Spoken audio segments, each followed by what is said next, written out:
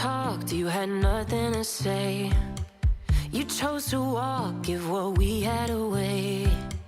I hope you get what you're looking for, but babe, with me, you close the door on everything we could have been. Don't go thinking we could be friends. No, you can't bring us back from the dead. 'Cause when you know, you know, and when you don't, when it ends, it ends. When it ends, it ends. I really thought we might have been it, so my heart was shattered when it took the hit. Oh, I can't imagine doing all that again, even for one night, to see where it went. Here's the thing, you made your bed, I just got your stay out of my head. No, you can't bring us back from the dead. 'Cause when you know, you know, and when you don't, when it ends, it ends. When it ends, it ends. How's everybody doing? Okay, so I just want to share a short clip with you on running in the weeds or running your favorite locomotive on your worst track.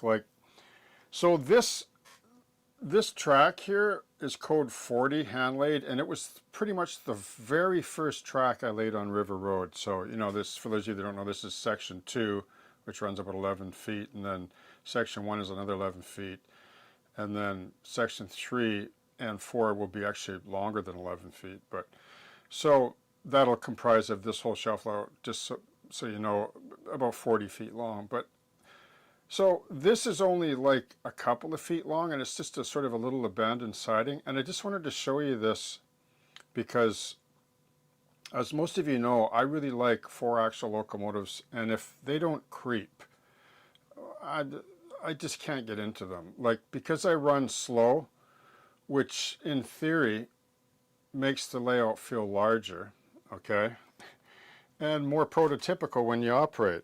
So I want to show you that this Rapido locomotive, the Santa Fe CF7, I'll admit, I really like their locomotives. I love their models too. I mean, I like a lot of the other ones as well, without mentioning them right now. But I gotta say that this is probably the best running locomotive that I've owned now. I have an Atlas that you know, the MP15, which doesn't have any capacitors or anything, and it runs really well. Like I've said before, it runs like in 2 lines in the sand. It's so good. But I gotta tell you that the Santa Fe CF7, or whatever livery, is pretty much king now. This one here, this SW900, was a custom build-up from an undeck Rapido, and it runs really nice too. But if I'm splitting hairs, this one here probably runs the best. And I'll give you just a sample, okay, of how it runs on this particular track.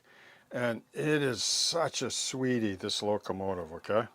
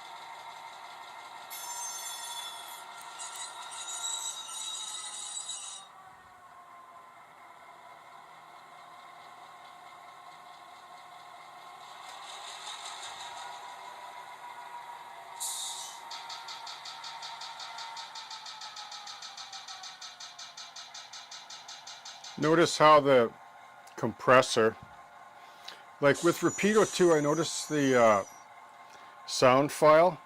Like the sound files with the Rapido, I don't know if they're all like this, but they actually load up. Like, they're not like I mean, a lot of the ESU ones are good too, but they're mostly just notch ups, like sitting idle. But I've noticed with the sound files with the Rapido, like they load up. and you could hear the compressor speeding up as the locomotive notched up as well.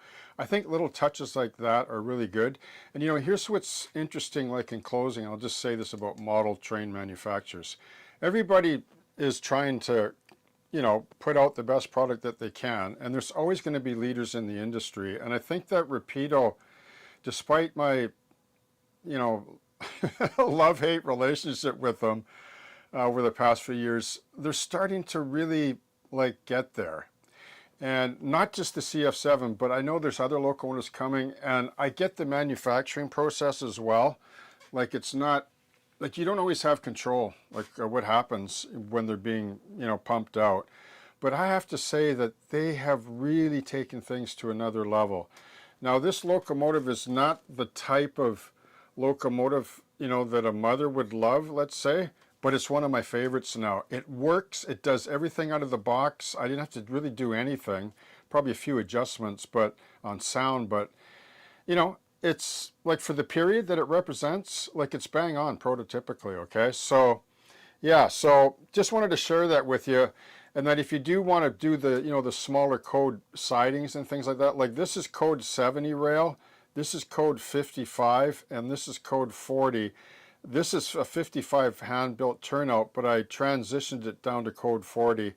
Okay, so I just did it because I thought it would be a nice touch on the layout, you know, for sidings. It's a little bit lower elevation than the, you know, the right-of-way, and it just adds a nice little touch, that prototypical feel, okay? So cheers, happy modeling, and I hope that you have a great day.